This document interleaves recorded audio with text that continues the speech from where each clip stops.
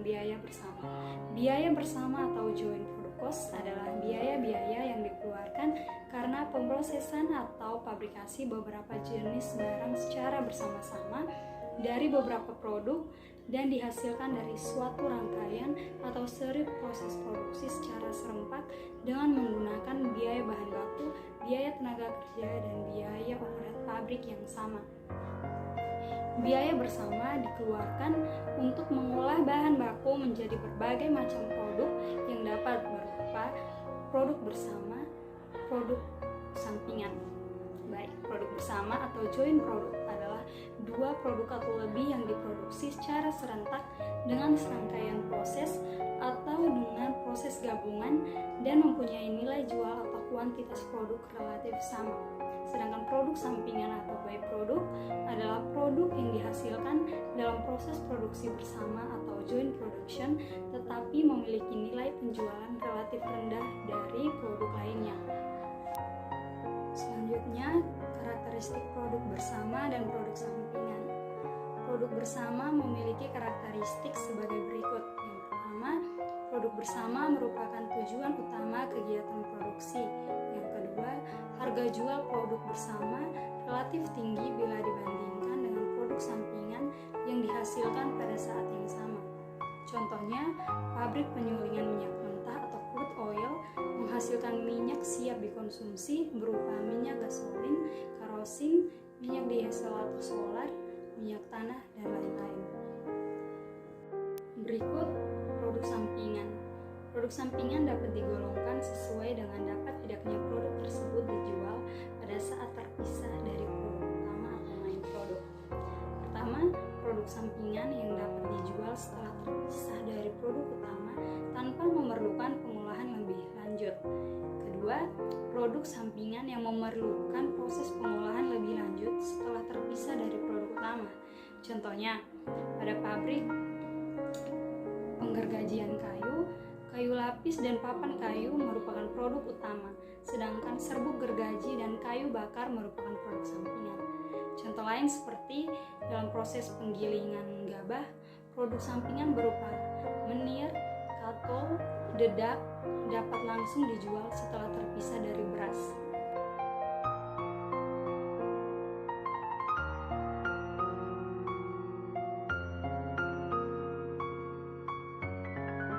Tentang metode pertama yaitu metode nilai jual relatif. Metode ini banyak digunakan untuk mengalokasikan biaya bersama kepada produk bersama. Dasar pemikiran metode ini adalah bahwa harga jual suatu produk merupakan perwujudan biaya-biaya yang dikeluarkan dalam mengelola produk tersebut. Contohnya, misalkan biaya bersama yang dikeluarkan oleh PT EI Sari selama satu periode akuntansi berjumlah 750.000. Jumlah dan harga persatuan produk yang dihasilkan perusahaan akan tamat dalam gambar 11.1 yang akan ditampilkan. Saya akan menjelaskan tentang gambar ini. Alokasi biaya bersama dapat juga dilakukan sebagai berikut. Total biaya bersama 750.000 dibagi dengan total nilai jual yaitu 1 juta dikalikan 100% akan mendapatkan persentase biaya dari nilai jualnya yaitu 75%. Jadi untuk tiap-tiap produk bersama, persentase biaya dari nilai jualnya adalah sebesar 75% dengan mengalihkan persentase tersebut dengan nilai jual tiap produk. Maka biaya bersama dapat dialokasikan. Pemakaian metode nilai jual relatif dalam mengalokasikan biaya bersama ini akan menghasilkan persentase laba bruto dari hasil penjualan yang besarnya sama untuk tiap jenis produk bersama tersebut.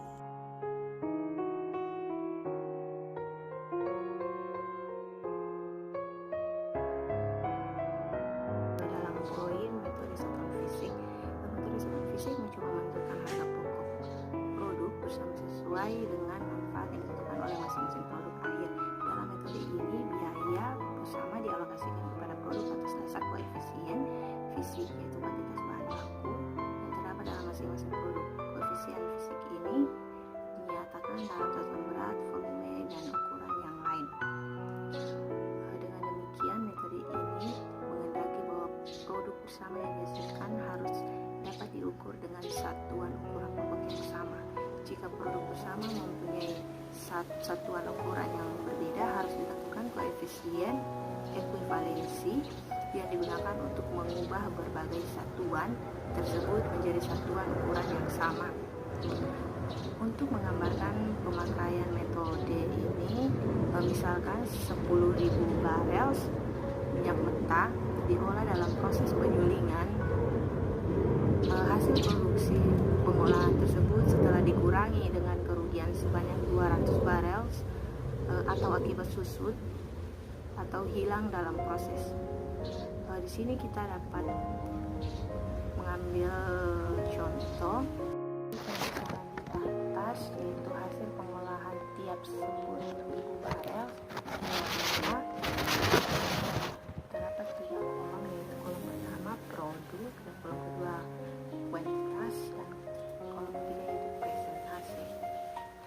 Dalam produk gasolin dengan kuantitas 2.600 mendapatkan persentase 26,52, sedangkan bensin dengan kuantitas 200 mendapatkan persentase 2,04, kerosin dengan kuantitas 1.000 mendapatkan persentase 10,21, dan dengan produk minyak pelumas dengan kuantitas 300 mendapatkan persentase 3,06, minyak bakar dengan kuantitas 5.000 mendapatkan 51,02 persentase. Sedangkan yang berikut gas dengan kuantitas 300 mendapatkan persentase 3,06. Sedangkan produk lain dengan kuantitas 400 mendapatkan persentase 4,08. Jumlah keseluruhan dari kuantitas yaitu 9.800. Sedangkan persentasenya yaitu 100,00. Sedangkan jumlah yang hilang dalam proses pemisahan tadi yaitu 200 kuantitas. Sedang jadi 9.000 dijumlahkan 9.800 dijumlahkan dengan 200 mendapatkan kuantitas besar 10.000. Jika presentasi di atas sama dalam setiap proses produksi, maka hal ini dapat digunakan untuk mengalokasikan biaya bahan baku yang dipakai.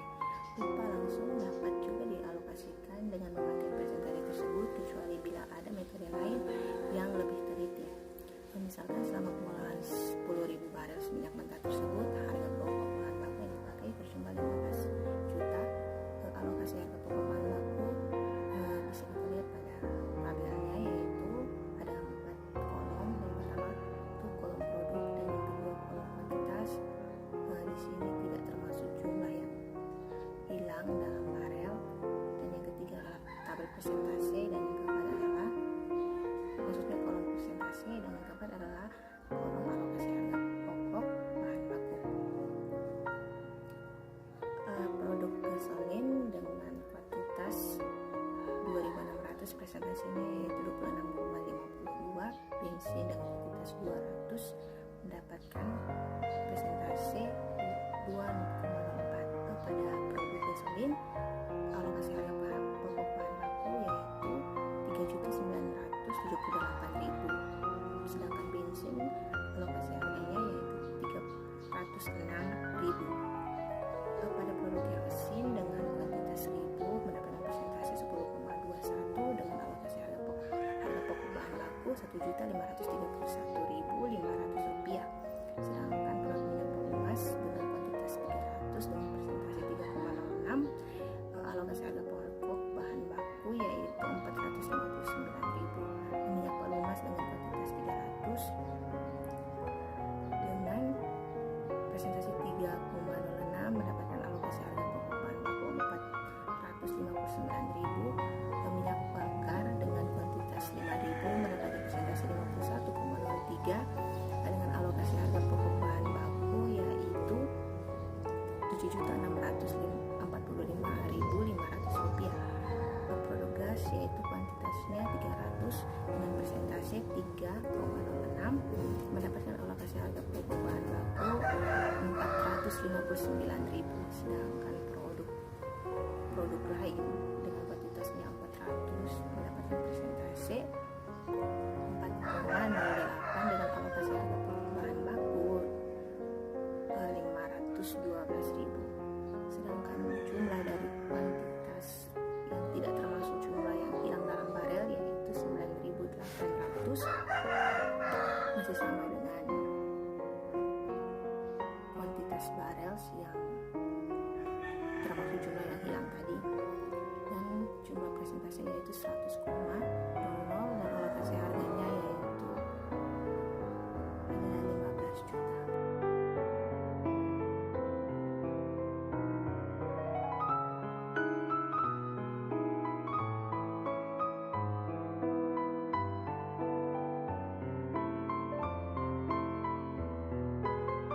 Tentang metode rata-rata biaya persatuan dan metode rata-rata tertimbang. Baik, kita langsung saja. Yang pertama, metode rata-rata biaya persatuan. Metode ini digunakan bila produk bersama yang dihasilkan diukur dalam satuan yang sama. Pada umumnya, metode ini digunakan oleh perusahaan yang menghasilkan beberapa macam produk yang sama dari satu proses bersama tetapi mutunya berlainan. Dalam metode ini, harga pokok masing-masing produk dihitung sesuai dengan proporsi kuantitas yang diproduksi. Kita langsung saja masuk ke contoh. Perusahaan penggergajian kayu menghasilkan berbagai macam mutu kayu. Data kegiatan perusahaan selama satu periode akuntansi adalah sebagai berikut. A. Jumlah produksi 762.000 meter kubik. B. Biaya bersama 22.860.000. C. Rata-rata biaya per 1000 meter kubik sama dengan 30.000. 30.000 didapat dari 22.860 dibagi 762. Rata-rata biaya per 1000 meter kubik digunakan untuk menghitung harga pokok berbagai macam kayu yang mempunyai mutu yang berbeda-beda sesuai dengan proporsi kuantitasnya. Teman-teman dapat lihat di buku halaman 340 gambar 11.6. Mutu kayu utama, kuantitas yang diproduksi 76.200 meter kubik. Rata-rata biaya per 1000 meter kubik 30.000. Harga pokok produk 2.286.000. 2.286.000 didapat dari 76.200 dikali 30.000. Mutu kayu nomor 2, kuantitas yang diproduksi 381.000. Rata-rata biaya per 1000 meter kubik 30.000. Harga pokok produk 11.430.000. 11.430.000 didapat dari 381.000 dikali 30.000. Mutu kayu nomor 2, kuantitas yang diproduksi 152.400. Rata-rata biaya per 1000 meter kubik 30.000. Harga pokok produk 4.572.000. 4.572.000 didapat dari 152.400 dikali 30.000. Mutu kayu nomor 3, kuantitas yang diproduksi 152.400. Rata-rata biaya per 1000 meter kubik 30.000. Harga pokok produk 4.572.000. 4.572.000 didapat dari 152.400 dikali 30.000. Jadi jumlah kuantitas yang diproduksi 762.000 meter kubik dan harga pokok produk adalah 22.860.000. Baik, kita lanjut ke materi berikut yaitu metode rata-rata tertimbang.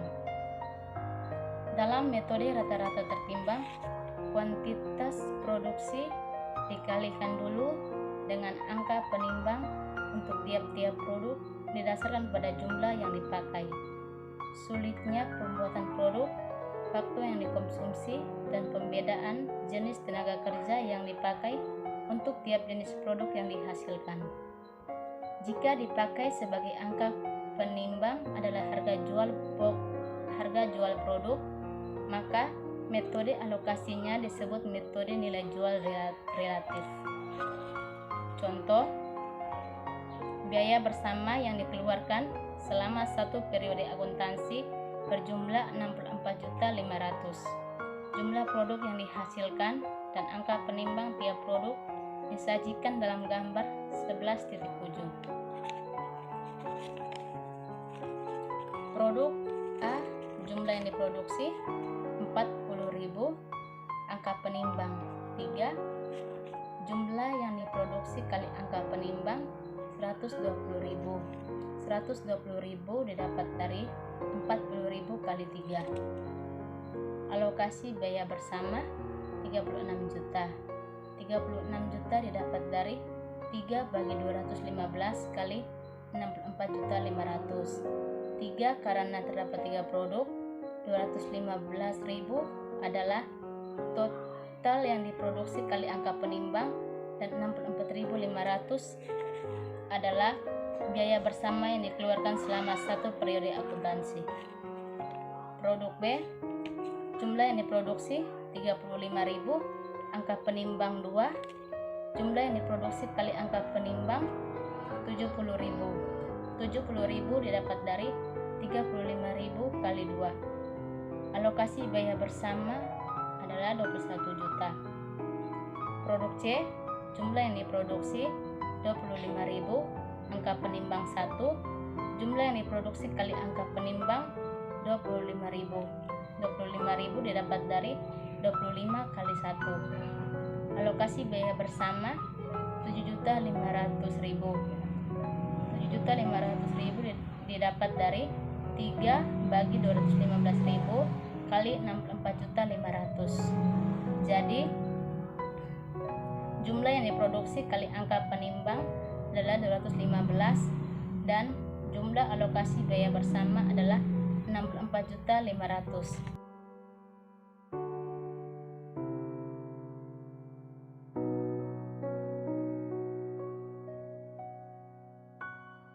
Mengenai biaya bersama dan keputusan manajemen. Biaya bersama atau tujuan alokasi biaya bersama adalah untuk perhitungan laba agar supaya dapat diketahui berapa kontribusi masing-masing produk bersama terhadap pendapatan atau terhadap seluruh laba yang diperoleh perusahaan.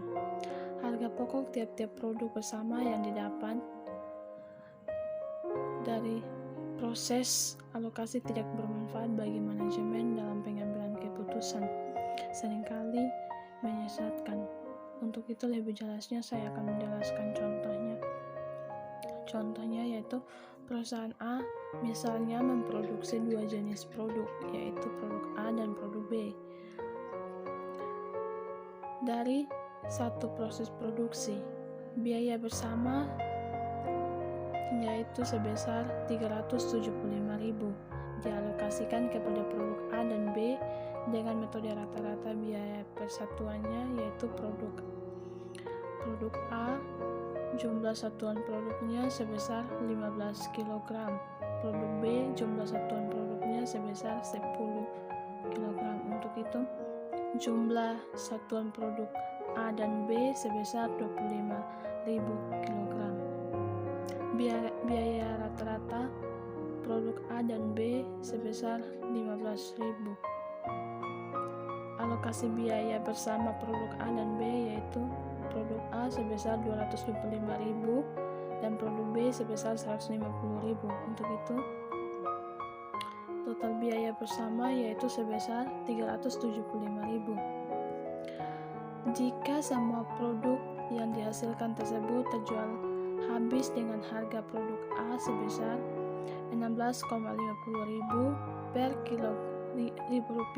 kilogram dan produk B sebesar 14,50.000 rupiah per kilogram, maka perhitungan laba ruginya yaitu hasil penjualan produk A sebesar 247.500, hasil pokok penjualan sebesar 225.000, maka laba yang didapat yaitu 22.500.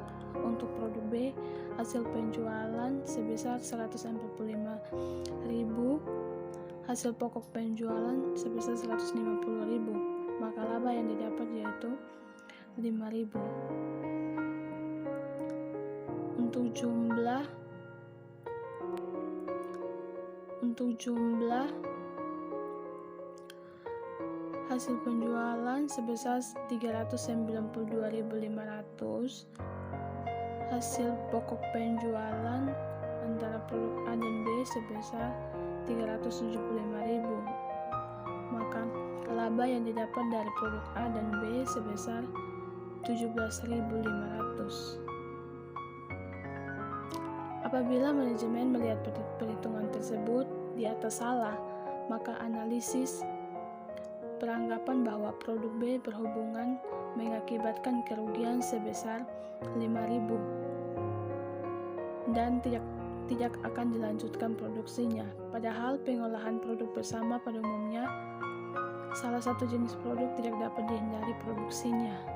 Jadi misalnya karena produk B menghasilkan laba rugi sebesar 5.000 rupiah dan kemudian tidak usah dijual, maka kerugian perusahaan tersebut menjadi sebesar 27.500. Karena proses produksi tetap menghasilkan jenis produk B.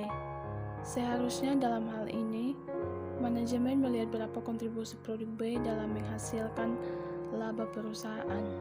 Produk B memberikan kontribusi sebesar 145.000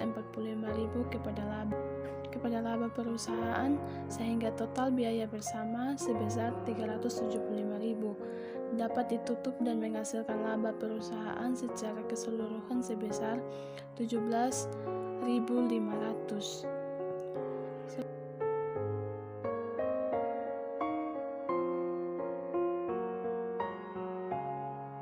Akuntansi produk sampingan.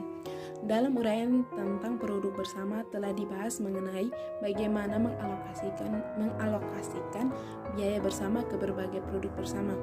Dalam produk sampingan, titik berat pembahasannya adalah bagaimana memperlakukan pendapatan penjualan produk sampingan tersebut. Dalam akuntansi produk sampingan terdapat dua metode akuntansi yang digunakan untuk memperlakukan produk sampingan.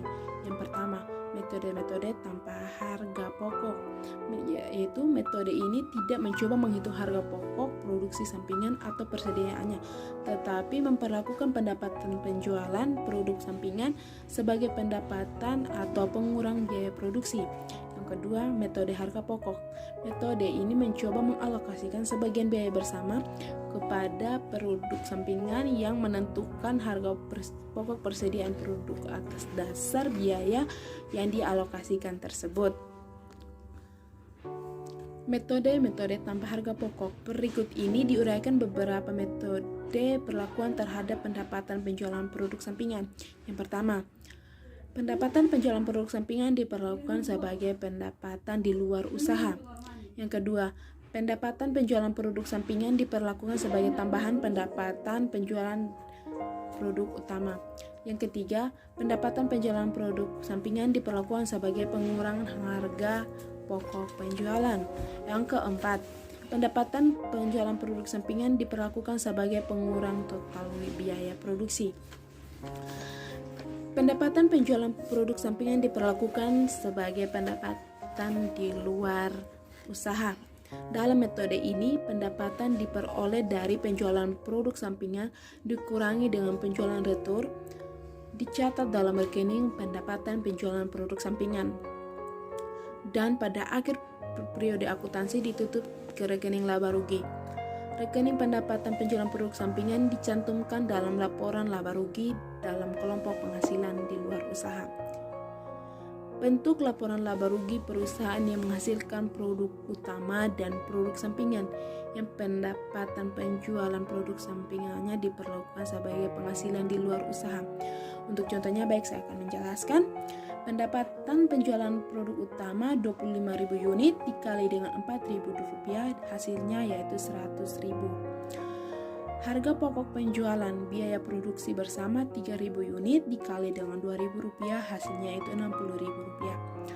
Harga pokok persediaan akhir 5.000 unit dikali 2.000 hasilnya yaitu 10.000. Untuk hasilnya yaitu 50.000 rupiah dapat dari biaya produksi dikurangi harga pokok persediaan. Untuk mendapatkan laba bruto, hasilnya itu didapat dari hasil pendapatan penjualan produk utama dikurangi dengan hasil dari biaya produksi dikurangi harga pokok persediaan akhir, yaitu 50.000. Jadi untuk laba brutonya yaitu 50.000 rupiah. Biaya usaha, biaya pemasaran yaitu 20.000 rupiah, biaya administrasi dan umum 10.000 rupiah. Hasilnya yaitu 30.000 rupiah. Untuk mendapatkan laba bersih usaha didapat dari hasil dari laba bruto dikurangi dengan biaya pemasaran ditambah biaya administrasi dan umum, yaitu hasilnya 20.000 rupiah. Penghasilan di luar usaha, pendapatan penjualan produk sampingan yaitu 4.000. Untuk mendapatkan laba bersih sebelum PPH yaitu didapat dari laba bersih usaha ditambah dengan pendapatan penjualan produk sampingan, maka hasilnya adalah 24.000 rupiah.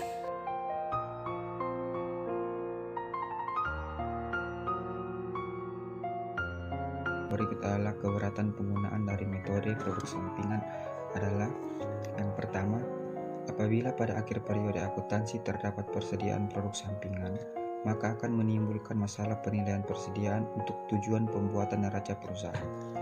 Apabila metode ini perlu digunakan, maka nilai pasar persediaan produk sampingan tersebut harus dilaporkan dalam neraca sebagai catatan kaki. Kedua, dapat mengakibatkan penandingan pendapatan dengan biaya tidak dalam periode yang tepat. Pada saat produk sampingan selesai diproduksi, tidak dibuat jurnal pencatatan dan pencatatan baru dilakukan pada saat dijual. Yang ketiga, tidak ada pengawasan terhadap persediaan produk sampingan ini, sehingga kesempatan penggelapan dapat terjadi. Terakhir, meskipun nilai jual penjualan produk sampingan ini kecil, tetapi kalau di pendapatan penjualannya dilaporkan sebagai penghasilan di luar usaha. Yang berikut pendapatan penjualan produk sampingan diperlukan sebagai pendapatan produk utama. Metode ini merupakan variasi metode semua produk, baik biaya utama maupun sampingan, untuk mendapatkan laba bruto. Dalam metode ini tidak diadakan alokasi biaya, seperti halnya dengan metode pertama. Selanjutnya, pendapatan penjualan produk sampingan diperlukan sebagai pengurang harga pokok penjualan. Dalam metode ini, pendapatan penjualan produk sampingan sebesar 4.000 dikurang dari harga pokok penjualan sehingga menghasilkan laba bruto 54.000. Laba bersih sebelum pajak tetap sama, yaitu 24.000. Terakhir, pendapatan penjualan produk sampingan diperlukan sebagai pengurang total biaya produksi. Pendapatan penjualan produk sampingan sebesar 4.000 dikurang dari biaya produksi 60.000, sehingga persediaan produk akhir turun menjadi 9.350. Perhitungan laba rugi bisa dilihat pada contoh gambar 11. Saya akan menjelaskan contoh soal ke-8. Misalkan biaya administrasi dan umum serta biaya pemasaran yang berhubungan dengan produk sampingan dalam contoh tersebut ditaksir sebesar Rp500. Dan apabila pendapatan penjualan bersih produk sampingan ini dikurangkan dari total biaya produksi, maka laporan laba rugi akan tampak sebagai berikut. Diketahui pendapatan penjualan produk utama terdapat 25.000 unit. Harga per unitnya adalah Rp4. Total dari semua unit adalah Rp100.000. Kemudian harga pokok penjualan atau biaya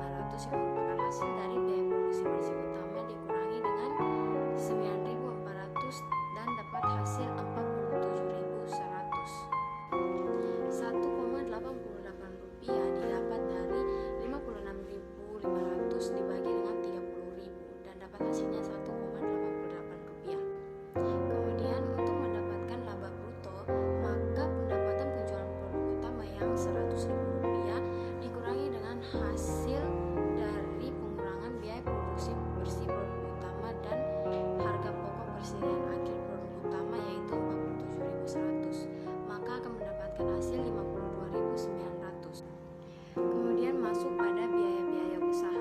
Biaya administrasi dan umum totalnya 29.500. 29.500 didapat dari pengurangan harga pokok penjualan 30.000 unit dikurangi dengan taksiran biaya pemasaran administrasi dan umum yaitu Rp500, maka mendapatkan hasil 29.500 yang merupakan biaya administrasi dan umum.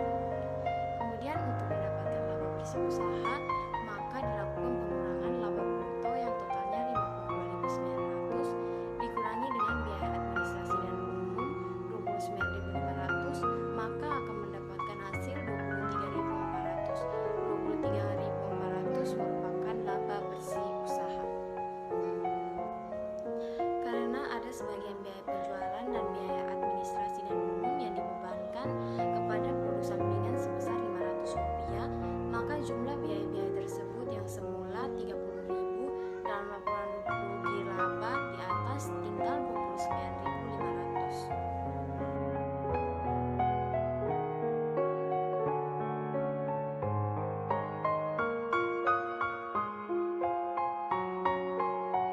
Tentang metode nilai pasar. Metode nilai pasar yaitu metode yang mencoba menaksir biaya produk sampingan dengan titik tolak dari nilai pasarnya. Contoh, biaya yang dikeluarkan untuk memproduksi 40.000 kg produk utama dan 5.000 kg produk sampingan berjumlah 6.400.000. Setelah terpisah dari produk sampingan, produk utama dapat laku dijual tanpa harus mengalami pengolahan lebih lanjut. Nilai pasar produk sampingan yaitu Rp80 per kilogram. Biaya pemasaran produk sampingan ditaksir 5% dari harga jual dan laba bruto ditaksir 15% dari harga jualnya. Biaya-biaya pengolahan produk sampingan yang dikeluarkan setelah produk sampingan terpisah dari produk utama diperkirakan berjumlah Rp70.000.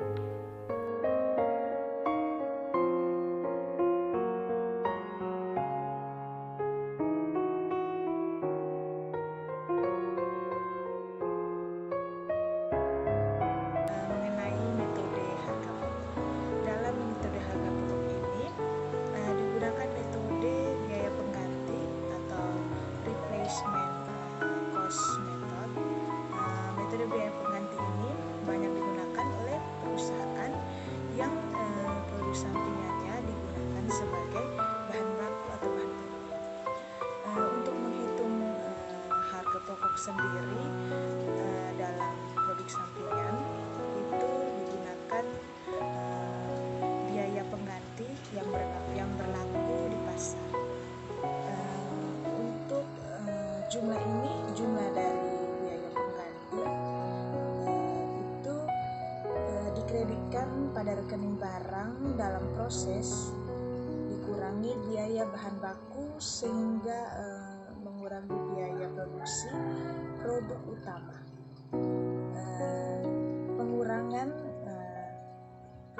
Pengurangan ini akan mengakibatkan harga pokok persatuan persediaan produk utama menjadi lebih rendah.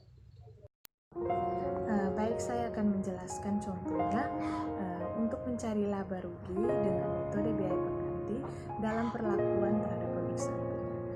Datanya jumlah biaya produksi utama 18.000 kg, produk utama 27.000, pendapatan penjualan produk utama yaitu 15.000 dikali dengan Rp3, hasilnya yaitu 45.000. Biaya pengganti produk sampingan yang digunakan dalam pengolahan produk utama yaitu 1.800. Biaya pemasaran dan administrasi dan umum yaitu 4.000. Persediaan akhir produk utama 3.000 kg. Penyelesaiannya untuk yang pertama pendapatan penjualan produk utama tadi yang ada di data yaitu 45.000. Untuk mencari harga pokok penjualan ada beberapa data-data yang dipakai. Yang pertama biaya produksi yang sudah diketahui 27.000. Yang kedua biaya pengganti 1.800. Jadi 27.000 dikurangi 1.800 sama dengan 25.200. Untuk persediaan akhirnya 3.000 kg dikali dengan 1,40 1,40 itu didapat dari harga pokok penjualan yang 25.200 dikurangi dengan jumlah biaya produksi yaitu 18.000 per kilogram. Mohon maaf, bukan dikurangi tetapi dibagi. Harga pokok penjualan 25.200 dibagi dengan jumlah biaya produksi untuk 18.000 kilogram. Hasilnya yaitu 1,40. Jadi persediaan akhir 3.000 kg kali dengan 1,40 rupiah, hasilnya 4.200.